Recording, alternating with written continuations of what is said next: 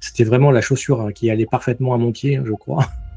Non, rien de plus à ajouter. C'est bravo. Je pense que de toutes les formations, tous les accompagnements que j'ai pu suivre, c'est celui qui m'a apporté le plus de valeur en si peu de temps. C'est comme je le dis, je partais vraiment de zéro au niveau des levées de fonds.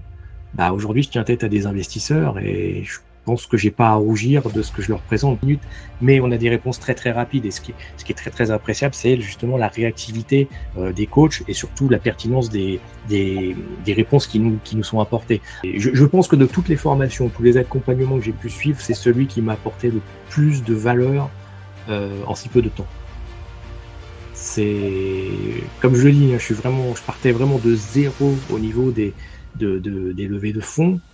Aujourd'hui, je tiens tête à des investisseurs et je pense que j'ai pas à rougir de ce que je leur présente.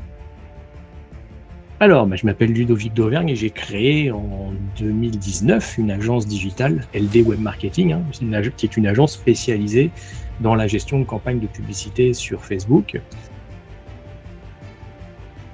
La première difficulté, c'était de comprendre comment tout ça peut fonctionner, de m'imprégner du vocabulaire qui est utilisé, des codes, parce que c'est quand même assez codifié. Une grosse croyance limitante qui était de me dire que aucun investisseur ne serait intéressé par mon projet. Parce que dans le groupe des Star Founders, je voyais plein de personnes avec des projets mais super novateurs, très intéressants. On nous apprend à comment trouver des investisseurs, mais aussi comment trouver un projet pour ceux qui ont besoin qui sont à un stade plus en amont de la levée de fonds, qui sont au stade de projet. On est vraiment guidé pas à pas grâce à des vidéos qui sont très très bien faites, des courtes vidéos. C'est très facile à assimiler et très facile à mettre aussi en place. Le fait qu'il y ait des intervenants extérieurs qui viennent nous parler de sujets annexes aux levées de fonds. Je pense par exemple aux subventions qu'on peut lever auprès de la BPI. Je pense aussi à une conférence qu'on avait eue où qui nous expliquait bien la différence entre un BSAR et une levée de fonds. On peut les contacter très facilement et on a une réponse très rapide, de sorte que quand on a un problème ou un blocage, ce problème peut être résolu ou ce blocage peut être levé très rapidement. Mais on a des réponses très très rapides et ce qui est très très appréciable, c'est justement la réactivité des coachs et surtout la pertinence des réponses qui nous sont apportées. Ce que je trouve très très motivant dans cette communauté, c'est que les projets les uns des autres nous boostent, nous motivent à nous bouger, quoi. Il y en a plusieurs, déjà bien sûr, c'est la réalisation d'un pitch deck que je peux présenter à des investisseurs. J'ai déjà présenté ce pitch deck d'ailleurs à des investisseurs. En fait, grâce à Star Founders, je pense que je vais à la rencontre d'investisseurs en étant armé pour discuter avec eux et surtout en étant armé pour lever des fonds.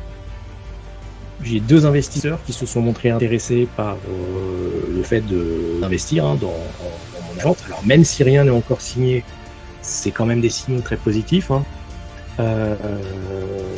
Et j'ai une banque d'affaires aussi avec qui j'ai eu un rendez-vous la semaine dernière qui elle aussi se montre intéressée.